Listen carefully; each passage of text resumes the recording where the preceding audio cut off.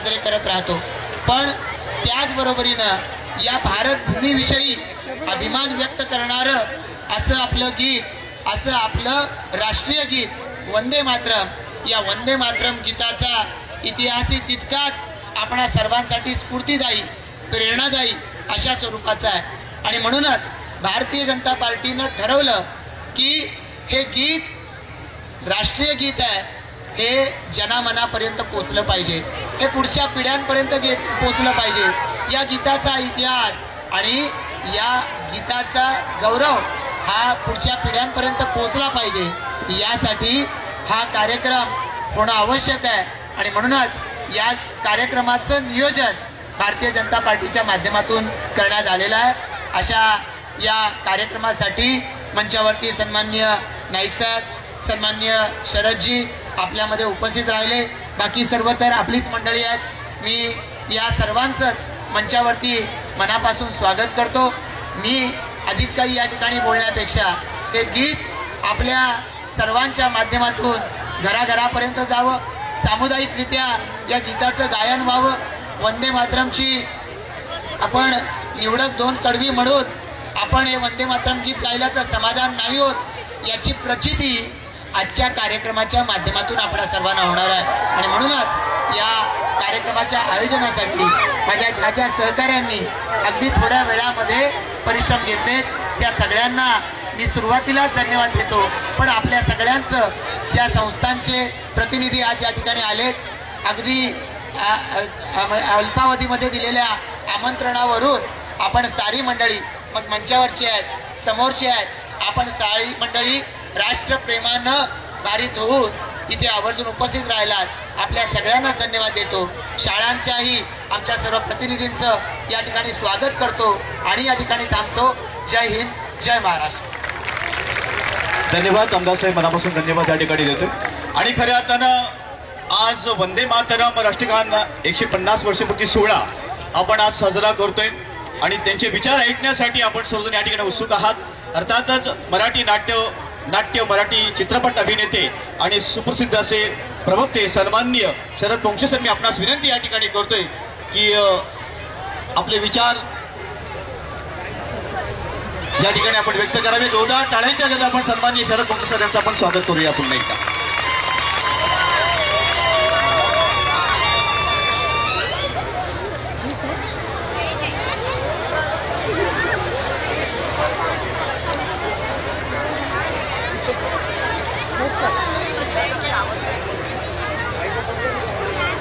भारत माता की वंदे वंदे वंदे। व्यासपीठावरील सर्वांचे आवडते नामदार गणेशजी नाईक आणि संपूर्ण सन्माननीय व्यासपीठ, उपस्थित सर्व विद्यार्थी मित्रांनो, मैत्रिणींनो, पालकांनो, शिक्षकांनो, सर्वांना माझा नमस्कार। आज 7 नोव्हेंबर 2025, बरोबर 150 वर्षांपूर्वी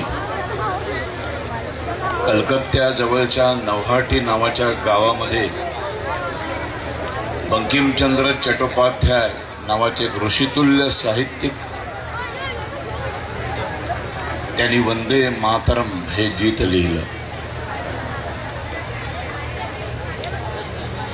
या गीताच्या जन्माचा एक खूप छान किस्सा आहे। हे गीत लिहिण्याच्या आधी 2.5-3 वर्षांपूर्वी अतिशय अस्वस्थ मनस्थितीमध्ये असताना काहीतरी चांगलं लिहावं असं सतत वाटत असूनही काहीही कागदावरती उतरत नव्हतं।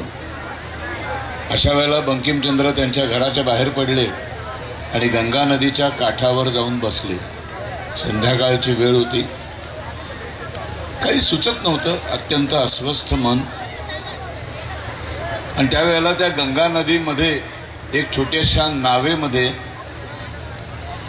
एक कोळी जाळं टाकत होता आणि मासे पकडत होता।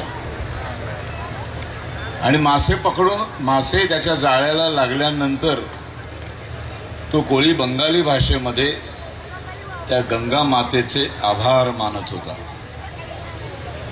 बंगाली भाषेमध्ये तो गंगा मातेला असं म्हणत होता की गंगा माते, तू आहेस म्हणून माझं घर चालतं, तू आहेस म्हणून मला मासे मिळतात, तुझं रक्षण करणं, तुझी पूजा करणं, तुझ्यासमोर नतमस्तक होणं हे माझं कर्तव्य आहे. आणि एका कोळ्याचे बंगाली भाषेतले हे 4 शब्द बंकिमचंद्रांच्या कानावर पडले आणि तिथं खऱ्या अर्थाने वंदे मातरमची बीज रुजली. पण ती रुजली म्हणून तात्काळ त्यांच्या कागदावर उतरली नाहीत. त्याच्यानंतर मध्ये बराच काळ गेला, जवळजवळ 2.5-3 वर्ष गेली आणि त्याच्यानंतर दुर्गा मातेला समोर बसलेले असताना त्या दुर्गा मातेची मूर्ती पाहिली.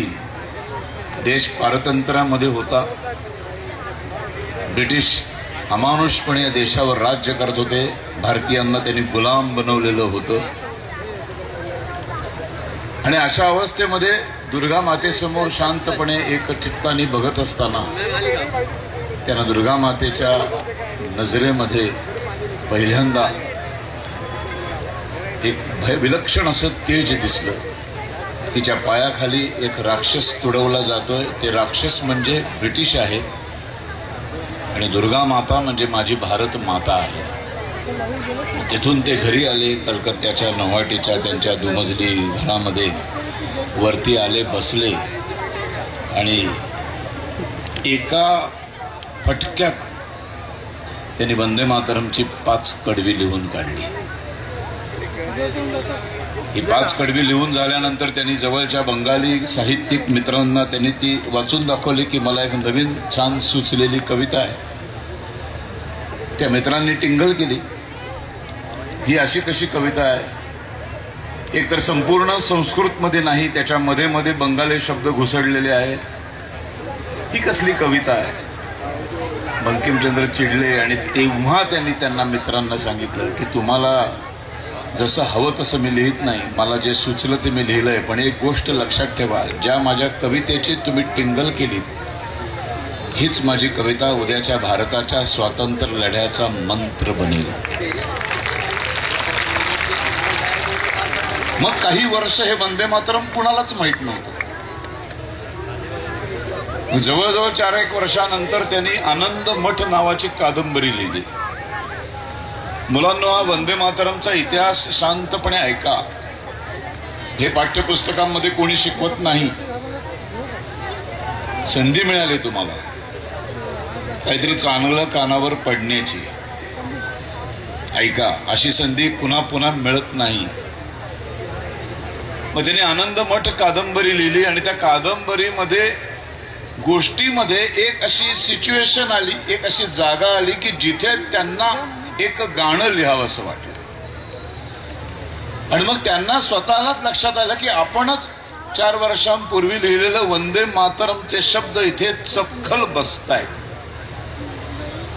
आणि म्हणून त्यांनी आधी लिहिलेलं वंदे मातरम आनंदमठ कादंबरीच्या मध्येच लिहून टाकलं.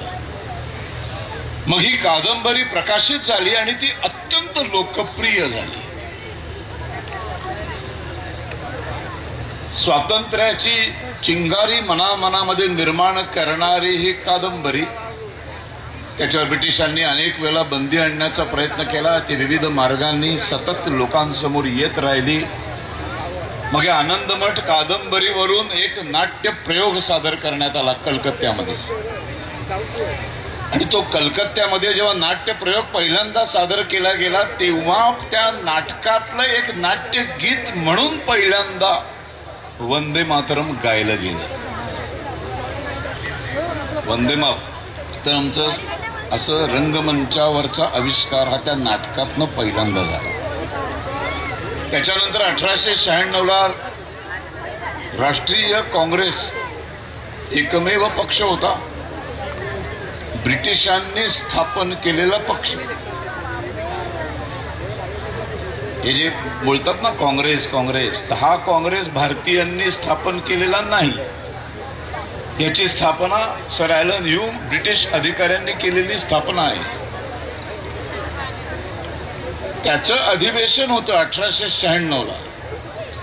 त्या अधिवेशनाच्या सांगतेला असे गीत असावं जे उद्याचं भारताच्या स्वातंत्र्याचं गीत होईल आणि देश स्वतंत्र जेव्हा होईल तेव्हा त्या देशाचं राष्ट्रगीत होईल, ही जबाबदारी रवींद्रनाथ टागोरांवर टाकण्यात आली.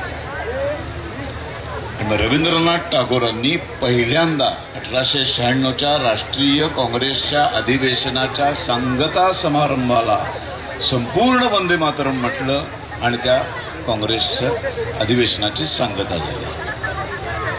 हे दुसऱ्यांदा म्हटलं गेलं आणि त्याच्यानंतर खऱ्या अर्थाने स्वातंत्र्याचा मंत्र होण्याची वेळ आली. ती बंगालची फाळणी. तोडा आणि फोडा आणि राज्य करा ही ब्रिटिशांची जी नीती होती. हिंदू मुसलमानांना एकमेकांपासून तोडायचं म्हणून बंगालची पूर्व बंगाल आणि पश्चिम बंगाल अशी फाळणी करण्याचा काट रचला गेला लॉर्ड कर्झनने आणि त्याला जबरदस्त विरोध झाला. आणि या विरोधामध्ये एक 14 वर्षाचा मुलगा पहिल्यांदा अशा मैदानावरती गर्दी जमलेली असताना त्याच्या तोंडातून पहिल्यांदा सार्वजनिकरित्या वंदे मातरमचा जयघोष झाला. त्याला ब्रिटिशांनी पकडलं मैदानामध्ये. 14 वर्षाच्या लेकराला मैदानामध्ये खांबाला निर्वस्त्र करून बांधून त्याला चापकाचे फटके मारायला सुरुवात केली. प्रत्येक चापकाच्या फटक्याबरोबर त्याच्या मुखातून एकच मंत्र येत होता, वंदे मातरम. आणि खऱ्या अर्थाने भारतीय स्वातंत्र्य लढ्याचा तो मंत्र बनला. आणि मग त्याच्यानंतर सत्याग्रहींपासून ते क्रांतिकारकांपर्यंत प्रत्येकाच्या मुखामध्ये वंदे मातरमचा जयघोष सुरू झाला. खुदिराम बोसांना जेव्हा फाशीवर लटकवलं तेव्हा फासावर लटकताना जी मानसिक स्थैर्य लागतं ते स्थैर्य देणारा हा मंत्र होता, वंदे मातरम. आणि मग त्याच्यानंतर प्रत्येक क्रांतिकारक फासावर लटकताना वंदे मातरमचा जयघोष करत फासावर लटकत गेला. म्हणजे अगदी उपोषणाला बसण्याने अहिंसेच्या मार्गाने जाणारे सत्याग्रहींपासून बंदुकांनी ब्रिटिशांची मस्तक उडवणारे बॉम्ब फेकणाऱ्या क्रांतिकारकांपर्यंत प्रत्येकाच्या मुखामध्ये वंदे मातरम जयघोष रंगला. खोटं वाटेल तुम्हाला, अगदी सुरुवातीच्या काळात जेव्हा मुस्लिम लीगची स्थापनाही झालेली नव्हती त्या बॅरिस्टर जिना अशा सार्वजनिक सभेमध्ये जर वंदे मातरम सुरू झाल्यावर कोणी उभं राहिलं नाही तर जिना चिडत होते. तेच जिना नंतर वंदे मातरमला विरोध करू लागले. कोणीतरी भरवलं त्यांच्या डोक्यामध्ये की वंदे मातरम हे हिंदू देवदेवतांचं स्तुती सुमन गाणारं गीत आहे. त्याची जी पुढची कडवी आहे, कोटी कोटी कंठ कल कल निनाद कराले, कोटी कोटी धुर्जयी भृत खर कर वाले, के बाले मात तुम्ही अबले, बहुबल धारिणीम नमामि तारिणीम रिपुदल वारिणीम मातरम वंदे मातरम. आणि त्याच्यानंतरचा जो शब्द आहे दुर्गा दशप्रहरण धारिणी, हे सगळे पृथ्वी मातेला वंदन करणारं, पृथ्वी मातेसमोर शरण जाणारं हे गीत आहे. हे कुठल्याही धर्माचं गीत नाही, कुठल्याही जातीचं गीत नाही. हे विश्व पंचमहाभूतांनी बनलेलं आहे. पृथ्वी आप तेज वायू आणि जल. भगवान श्रीकृष्णाचा जन्म होण्यापूर्वी आपण इंद्र देवतेची म्हणजे जलदेवतेची पूजा करत असू. श्रीकृष्णाने आपल्याला पहिल्यांदा भूमातेची पूजा करायला शिकवलं. पृथ्वी हे सर्व गुण संपन्न असं एक महाभूत आहे. आपल्याला ज्या मूलभूत गरजा आहेत, अन्न वस्त्र निवारा आणि पाणी म्हणजे जीवन, या चारही गोष्टी आपल्याला जर कुठलं महाभूत देत असेल तर ते पृथ्वी देते. आपली संस्कृती आहे जी आपल्याला देते, जी आपल्याला उभं करते, तिला आपण माता म्हणतो. हा सन्मान आहे तिचा. आपण नद्यांना माता म्हणतो. आपल्याकडं सगळ्यात सर्वात जास्त गौरव आणि सर्वात जास्त नतमस्तक जर पहिल्यांदा आपण कोणासमोर होत असू तर ते आपण आई समोर होतो. आई शिवाय दुसरं काही नाही. आधी मातृदेवो मग पितृदेवो. इतकं आई या दोन अक्षरांना अनन्य साधारण महत्व आहे. पृथ्वी ही स्त्रीलिंगी आहे, त्यामुळं तिला बंकिमचंद्र आईसारखं बघतात. ही पृथ्वी आपल्याला सर्व काही देते. वंदे भारतम लिहिलेलं नाहीये, वंदे मातरम लिहिलंय. संपूर्ण पृथ्वीला वंदन करणारं हे गीत आहे. तिची सुरुवातीची सुजलाम सुफलाम मलयज शीतलाम शस्य श्यामलाम मातरम वंदे मातरम. मुलांनो, आपल्या शिक्षकांना याचा अर्थ विचारा. तुम्ही आता सामूहिक गाणं गाणार आहात, पण आपण गाणं गातोय, वंदे मातरम गातोय, हे वंदे मातरमचा अर्थ काय? अर्थ जर कळला नाही तर ती नुसतीच पोपटपंची ठरेल. सुजलाम सुफलाम मलयज शीतलाम शस्य श्यामलाम मातरम वंदे मातरम म्हणजे काय? प्रश्न विचारा शिक्षकांना. शुभ्र ज्योत्स्ना पुलकित यामिनीम फुल्ल कुसुमित द्रुमदल शोभिनीम सुहासिनीम सुमधुर भाषिणीम सुखदाम वरदाम मात. ह्याचा अर्थ काय? एवढा वेळ नाहीये माझ्याकडे या संपूर्ण गीताचा अर्थ सांगायला. पण सुजलाम सुफलाम, सु म्हणजे छान, सु म्हणजे सुंदर, सु म्हणजे चांगलं, जलाम म्हणजे सर्व उत्तमातल्या उत्तम अशा जळांनी, जळ म्हणजे पाणी, त्या पाण्याने, असं पाणी अमृतासारखं पाणी ज्या पृथ्वी आपल्याला देते, अशी ती सुजलाम सुफलाम सुंदर सुंदर गोड फळं जी आपल्याला देते. पुलकित यामिनीम शुभ्र ज्योत्स्ना पुलकित यामिनीम फुल्ल कुसुमित द्रुमदल शोभिनीम. या चंद्राच्या प्रकाशामध्ये इतकं सुंदर तेजस्वी शुभ्र पांढरी अशी आपल्याला ही दिसते. सगळं वर्णन आहे. मलयज शीतला, मलयज म्हणजे इथे भारताच्या दक्षिण किनाऱ्यावरती जे पर्वत आहेत त्याच्यावर पांढऱ्या चंदनाचे वृक्ष आहेत. त्या चंदनाच्या वृक्षांचा जो शांत शीतल असा वारा येतो पृथ्वीवरती, आणि वारा नुसता येत नाही, ते चंदन असल्यामुळं त्याचा एक सुगंध येतो. असं पहिली दोन्ही कडवी जी आहेत ही त्या पृथ्वीचं वर्णन करणारी गीत आहे, गाणे शब्द आहे. मुस्लिम लीगच्या स्थापनेपर्यंत याला कोणाचाच विरोध नव्हता. विरोध असण्याचं कारणच नाही. हे कुठल्या धर्माचं गाणंच नाही. गाणं लिहिणारे, हे गीत लिहिणारे आहेत बंकिमचंद्र. बंकिमचंद्र हिंदू आहे, आणि हिंदू या एकाच धर्मामध्ये देव देवता मानल्या जातात, मूर्ती पूजा मानली जाते. आपण देवाला देवतेच्या, देवाच्या एका मानुष्याच्या रूपामध्ये बघतो. आणि कवी जेव्हा एखादी कविता रचत असतो तेव्हा त्याला रूपकात्मक बांधले असते, त्याला उपमा अलंकारांनी सुशोभित केलेलं असतं. आपण स्त्रीला सुद्धा चंद्रासारखी दिसतेच म्हणतो. ही रूपक आहेत, ही उपमा आहे. तर पृथ्वीची सुरुवात, पृथ्वी कशी दिसते, ती इतकी सुजलाम आहे, ती सुफलाम आहे, सुंदर गोड फळांनी नटलेली आहे, ती छान पाण्याने नटलेली आहे, ती छान त्या चंदनाच्या वृक्षांचा सुंदर शीतल वारा येतोय, सुगंध येतोय, असं सगळं वर्णन आहे. पण हीच पृथ्वी जेव्हा चिडते, जेव्हा भडकते, जेव्हा रुद्र रूप धारण करते, तेव्हा कवी हिंदू असल्यामुळं त्याला याची उपमा देताना दुर्गा दशप्रहरण धारिणी. इथे धर्माचा काही संबंध नाही, पण जाणीवपूर्वक मुसलमानांच्या डोक्यात कोणीतरी घातलं आणि मग मुस्लिम लीगने या गाण्याला विरोध करायला सुरुवात केली. आणि ज्या ब्रिटिशांनी काँग्रेस, राष्ट्रीय काँग्रेसची स्थापनाच हिंदी राष्ट्रवादावर केली, हिंदू मुस्लिम भाई भाई या एकतेच्या वादावर केली, त्यामुळं मुसलमानांना दुखवणं हे काँग्रेसला तेव्हापासून परवडणारं नव्हतं. ते आज तागायत तीच नीती चालू आहे. इथे कोणाला धर्मीयांना दुखावण्याचा संबंधच नाहीये. जे आहे ते आहे. ही पृथ्वी अन्न देताना मुसलमान बघून देते का, हिंदू बघून देते का, ख्रिश्चन बघून देते का? वस्त्र देताना हिंदू मुस्लिम हे बघून देते का? नाही देत. पाणी म्हणजे जीवन. या पृथ्वीवरच्या नद्यांच्या झऱ्याचं पाणी मोहम्मद पण पितो, पोंक्षे पण पितो, आणि गणेश नाईक साहेब पण पितात. त्याचा धर्माशी काय संबंध आहे? आपलं अन्न, वस्त्र, निवारा. निवारा म्हणजे घर. आपण घर असं जमिनीवर, सपाट जमिनीवर कधी विटा रचून घर बांधत नाही. आपण कुदळीने खणतो, आपण पाया खणतो. त्या पृथ्वी मातेला आपण वंदन करतो, तिचे मंत्र म्हणतो, तिला विनवण्या करतो की तू माझ्या घराचा पाया घट्ट पकडून ठेव. ती फक्त मंदिराचा पाया घट्ट पकडते का हो? मशिदीचा नाही पकडत, गुरुद्वाराचा नाही पकडत, चर्चेसचा नाही पकडत. मग त्या पृथ्वीला वंदन करायला प्रॉब्लेम काय?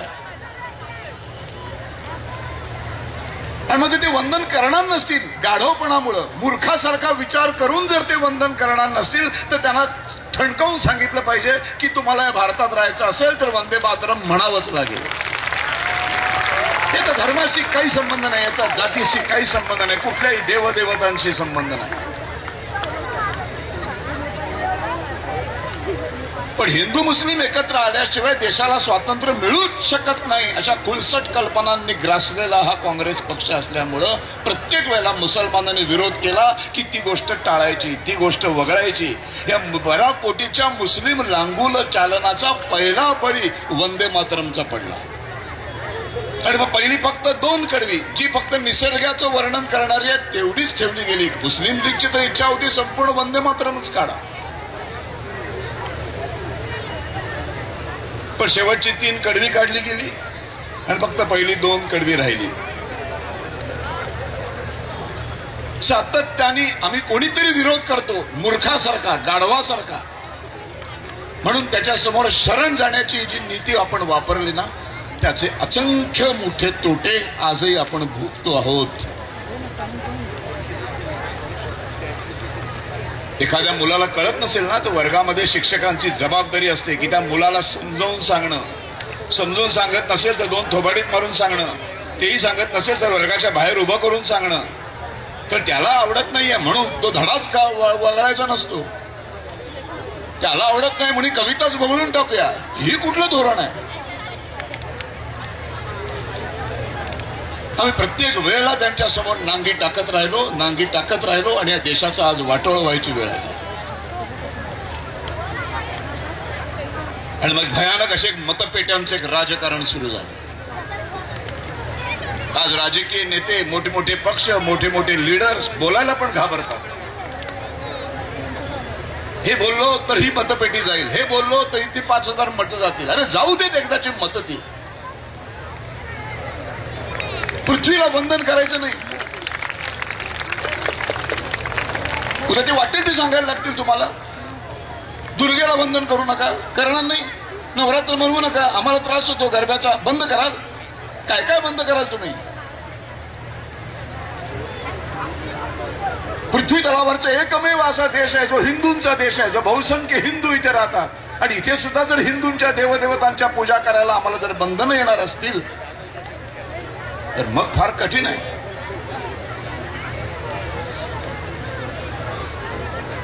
परत एकदा सांगतो, वंदे मातरमचा धर्माशी काही संबंध नाही. या पृथ्वीला वंदन करणारं हे गीत आहे. हे बंकिमचंद्रांच्या मुखातून आलं आणि एका ऋषितुल्य अशा या साहित्यिकाने हे उतरवलं. त्याला आजच्या तारखेला 150 वर्ष पूर्ण झाली.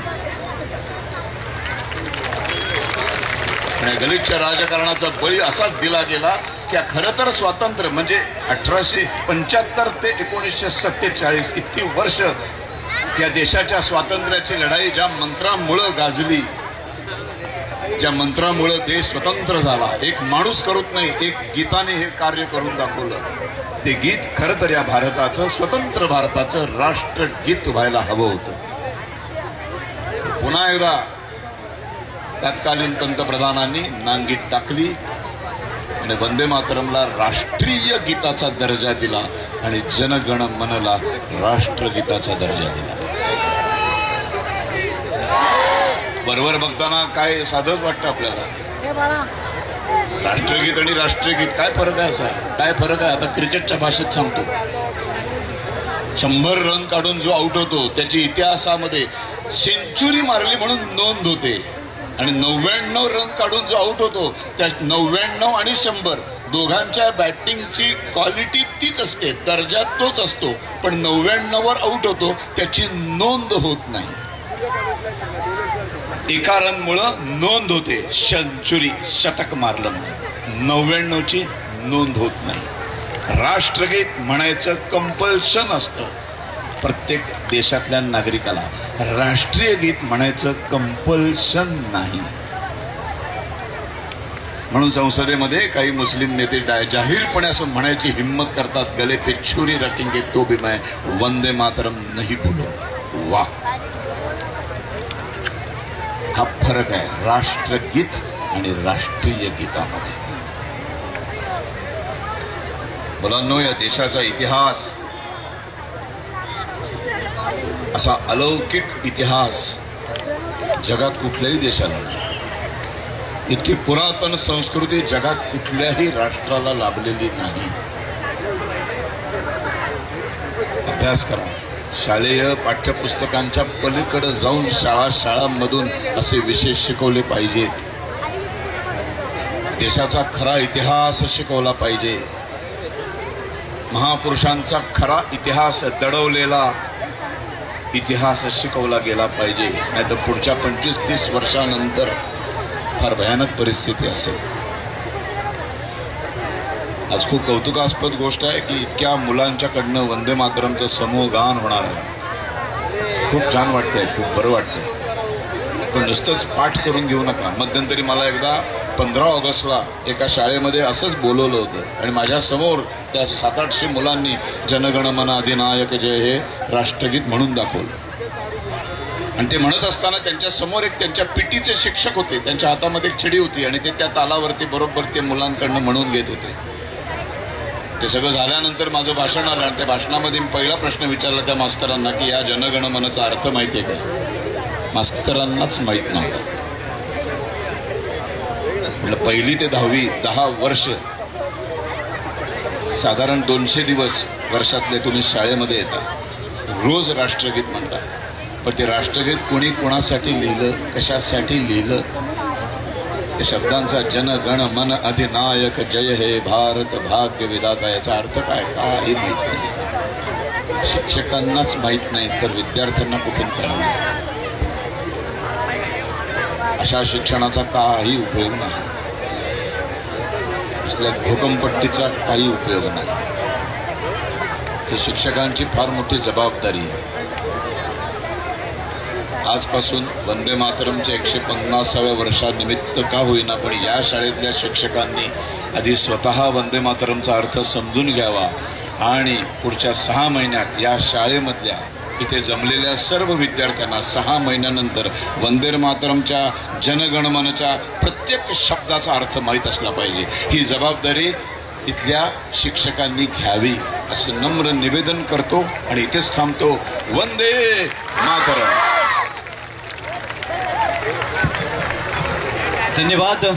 खऱ्या अर्थानं राष्ट्रीय वंदे मातरम याचा अर्थ आपणा सर्वांना व्यवस्थितपणे समजून ज्यांनी सांगितलं ते सुप्रसिद्ध असे प्रवक्ते सन्माननीय शरद पोंक्षे सर यांच्या जरा पुन्हा एकदा जोरदार टाळून त्यांचं विशेष अभिनंदन आपण या ठिकाणी करूया आणि आभारी व्यक्त करूया. धन्यवाद सर. आणि यानंतरच्या या सोहळ्याचे प्रमुख पाहुणे म्हणून आपल्याला लाभलेले महाराष्ट्र राज्याचे वनमंत्री तथा पालघर जिल्ह्याचे पालकमंत्री सन्मान्य नामदार मंत्री महोदय सन्मान्य गणेश नाईक सर, मी आपला विनंती या ठिकाणी करतो की या कार्यक्रमाच्या निमित्तानं आम्हाला संबोधित करावं. भारत माता की वंदे. भारतीय जनता पार्टी पनवेल शहर आयोजित वंदे मातरम राष्ट्रगान 150 वर्ष पूर्ती सोहळा या निमित्तानं आपल्या सर्वांना ज्याने आता अतिशय भावुकपणे सर्व परिस्थितीचं वर्णन केलं ते सिने अभिनेते आणि राष्ट्रभक्तीनं प्रेरित झालेले श्री शरदजी पोंक्षे, आमदार श्री प्रशांतजी ठाकूर, ज्येष्ठ समाजसेवक बाळासाहेब पाटील, पनवेलचे माजी नगराध्यक्ष जय म्हात्रे, रायगड उत्तरचे भाजपचे अध्यक्ष श्री अविनाश कोली, माजी महापौर श्रीमती कविता चौतमल, स्थायी समितीचे माजी सभापती परेश ठाकूर, स्वर्गीय दिबा पाटलांचे पुत्र श्री अतुलजी पाटील, पनवेलचे माजी नगराध्यक्ष सुनील गरद, ज्येष्ठ समाजसेवक प्रीतम म्हात्रे, ज्येष्ठ समाजसेवक अरुण भगत, ज्येष्ठ समाजसेवक वसंतजी भोईर, श्रीमती चारुशिला गरद, श्री प्रकाश मिठोदार, श्री दीपक बेहरे, श्री नितीन पाटील, श्री दशरथ म्हात्रे, व्यासपीठावरील अन्य मान्यवर आणि उपस्थित असलेल्या मान्यवर बंधू भगिनी आणि विद्यार्थी मित्रांनो, बाब अशी आहे की पोंक्षे साहेबांनी साक्षात आपल्या समोर त्या काळातील स्वातंत्र्याच्या पूर्व कालखंडामध्ये स्वातंत्र्याकरता लढलेल्या क्रांतिकारकांची, देशभक्तांची वर्णन आपल्या समोर केलं आणि स्वातंत्र्यानंतरचे वर्णन त्यांनी केलं. त्याने काही खंत व्यक्त केली. बाब असे की एखादी गोष्ट मनासमोर आईचं गुणगान करताना आई अशी असली पाहिजे, म्हणजे ती असण्याकरता आपण तशा प्रकारचे प्रयत्नशील असलो पाहिजे. सुजलाम सुफलाम मलयजी शीतलाम सस्य श्यामलम मातरम वंदे मातरम. म्हणजे पोंक्षे साहेबांनी काय, ही पृथ्वी ज्याच्यामध्ये एशिया आला, मिडल ईस्ट आला, युरोप आला, आफ्रिकन देश आला, इतर प्रदेश आला, या पृथ्वीला नमन करण्याची भूमिका म्हणजे वंदे मातरम. अशा प्रकारचं त्यांनी वर्णन आपल्याला सांगितलं. परंतु आज शेकडो वर्षापासून जेव्हा केव्हा ज्ञान प्राप्त झालं आणि भूगर्भातले असलेल्या गोष्टीचा मानवाच्या विकासाकरता वापर करण्याची भूमिका निर्माण झाली, त्या कालखंडापासून या पृथ्वीच्या मासाचे लचके मानवाने तोडले. ज्याला उत्तर ध्रुव दक्षिण ध्रुव म्हटलं जातं, त्या ठिकाणी आयसीलँड बर्फाळ प्रदेश होता. त्यावेळेला पृथ्वीचं संपूर्ण नियमन योग्य पद्धतीने व्हायचं.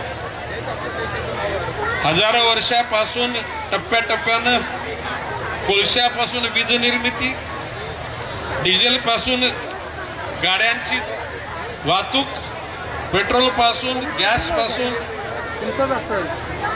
आणि वनांचा ऱ्हास,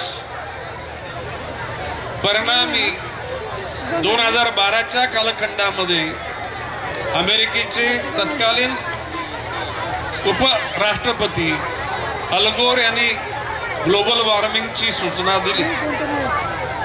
क्लायमेट चेंज, वातावरणामधला बदल आणि पृथ्वीचं तापणारं तापमान या गोष्टीची जाणीव करून दिली गेली.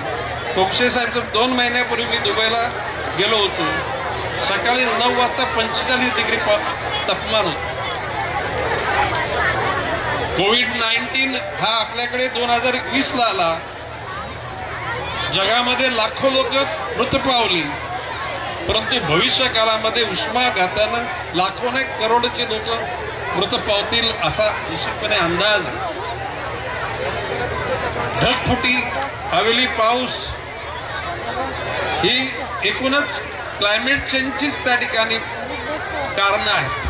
पूर्वी 1000 चौरस किलोमीटरमध्ये पडणारं पाणी हे 100 किलोमीटरमध्ये पडायला लागलं. ढग वरती येऊन तो कोसळतोय. आता मी 75 वर्षाचा झालो. माझ्या आयुष्यामध्ये मी असा पाऊस बघितला. 6 महिने पाऊस, मे, जून, जुलै, ऑगस्ट, सप्टेंबर, ऑक्टोबर आणि आता नोव्हेंबर मध्ये सुद्धा 2-4 दिवस होताच. तर त्याची कारण आहेत की मानवानेच स्वतःच्या स्वार्थाकरता पृथ्वीचे तोडलेले लचके. पोंक्षे साहेब लिहून घ्या. 15 वर्षानंतर जगामध्ये युनोमध्ये ठराव होईल की कोळशावर वीज निर्मिती बंद. 20 वर्षानंतर, 25 वर्षानंतर डिझेल पेट्रोलच्या गाड्या बंद, गॅसच्या गाड्या सुद्धा बंद, ब्रिकेट्सच्या माध्यमातून सुद्धा लाकडाच्या जाळण्याचा सुद्धा त्या ठिकाणी परिणाम लक्षात घेतात, त्याला सुद्धा बंदी होणार आहे. देशाचे पंतप्रधान माननीय नरेंद्र मोदीजींनी लोकांची जाणीवपूर्वक जागृती नसल्याचं सांगून आपल्या आईच्या स्मरणार्थ एक पेड़ अपने माँ के नाम, आईच्यासाठी एक झाड लावा अशा प्रकारचं आवाहन केलं. आपल्या राज्याचे मुख्यमंत्री देवेंद्र फडणवीसांशी मी ज्याला सहकारी म्हणून सुसंवाद केल्यानंतर आम्ही ह्या राज्यामध्ये या 5 वर्षामध्ये 250 कोटी झाडं लावण्याचं एक टार्गेट ठेवलं गेलं आणि या वर्षी त्याच्यातली 10 कोटी झाडं लावली. वन खात्याच्या नर्सऱ्यामधल्या झाडांची निर्मिती, रोपांची. कृषी विभागाकडे आम्ही गेलो, आम्ही कृषी विद्यापीठाकडे गेलो, शेवटी खाजगी नर्सऱ्यांमध्ये गेलो. फार कष्टानं यावर्षी 10 कोटी झाडं मिळू शकली. आता राहिले 50 महिने. 50 महिन्यामध्ये पुन्हा 240 कोटी झाडं लावण्याचं आव्हान राज्यासमोर आहे.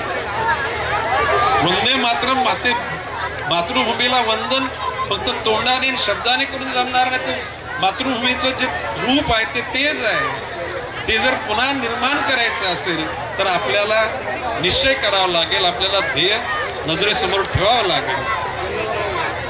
आणि म्हणून पोंक्षे साहेब, मी टिश्यू कल्चरच्या माध्यमातून कोकणामध्ये एक टिश्यू कल्चरची लॅब, पश्चिम महाराष्ट्र, एक मराठवाडा, विदर्भ आणि खानदेश, त्या 5 लॅबमध्ये पहिल्या 50 कोटी रुपये त्या लॅबच्यासाठी मी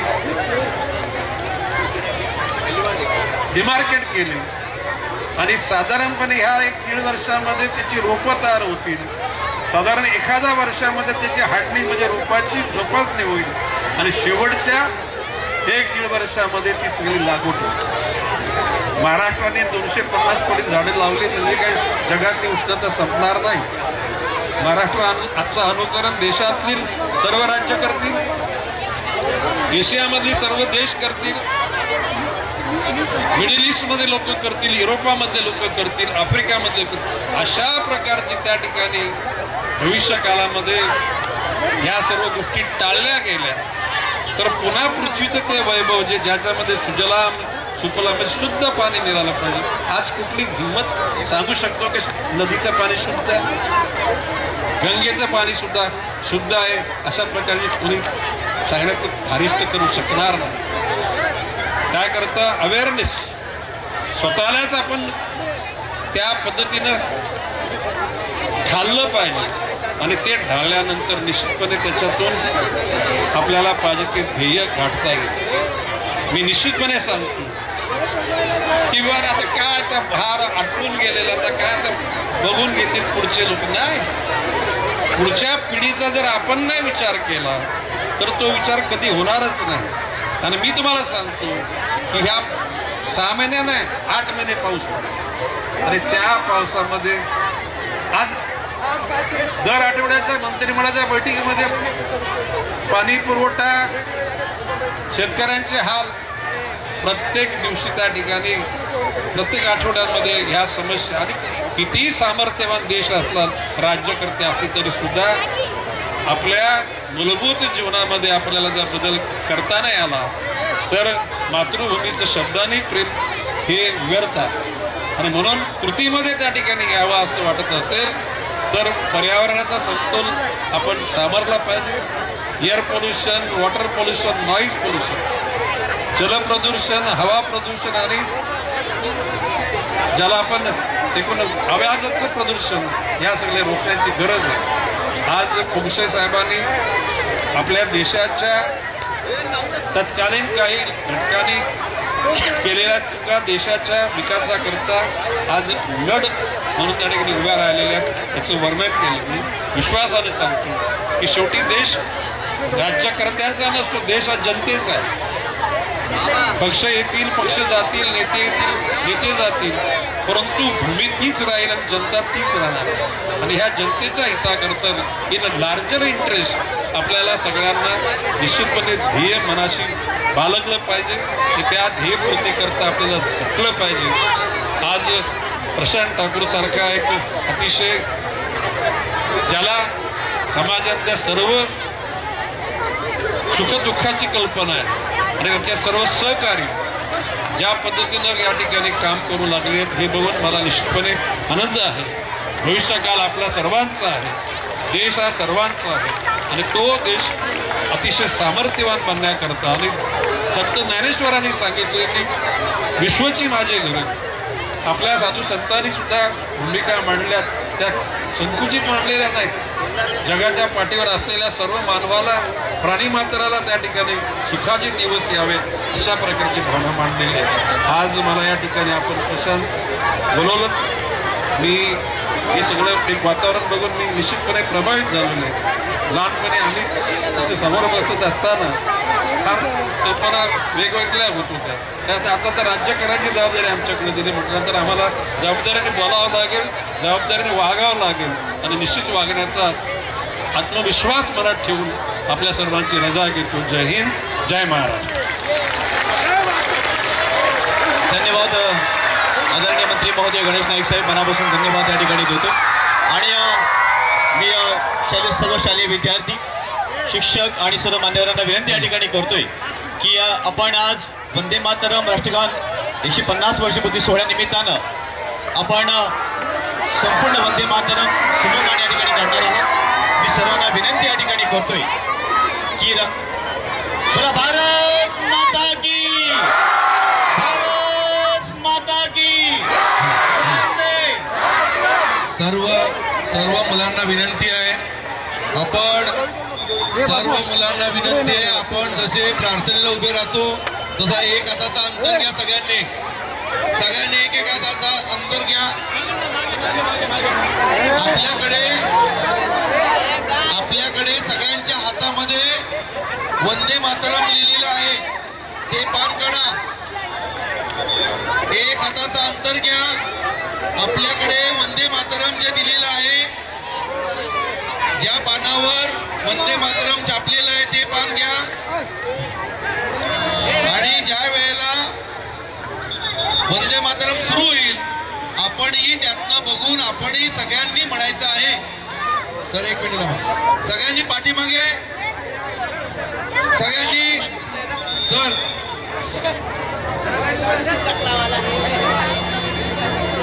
एक साथ सावधान, गडबड करू नका. एक साथ विश्राम, एक साथ सावधान. सर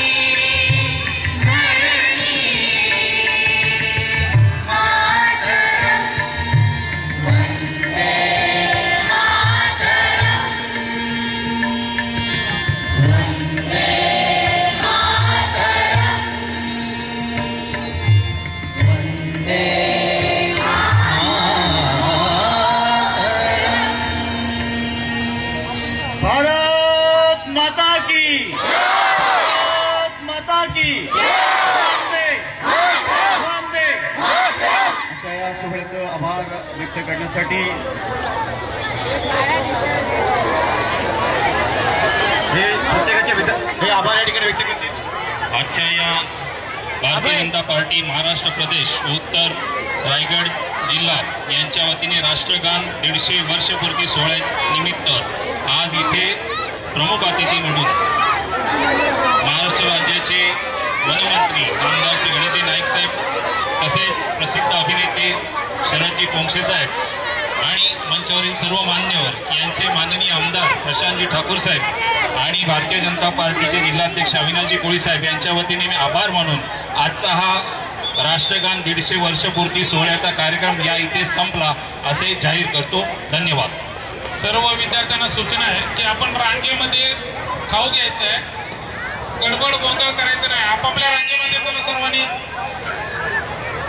दुसरी सूचना करतोय की प्रत्येकाच्या विद्यार्थ्यांच्या हातामध्ये स्वदेशी संकल्प शपथपत्र आहे, ते कोणीही खाली टाकू नये.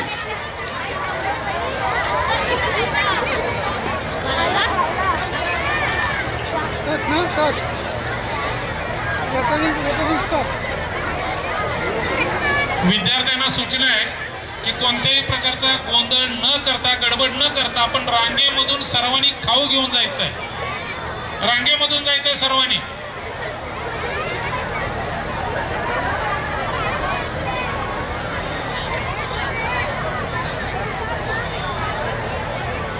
और शिखर से पुनः सुनने में उनका विलय,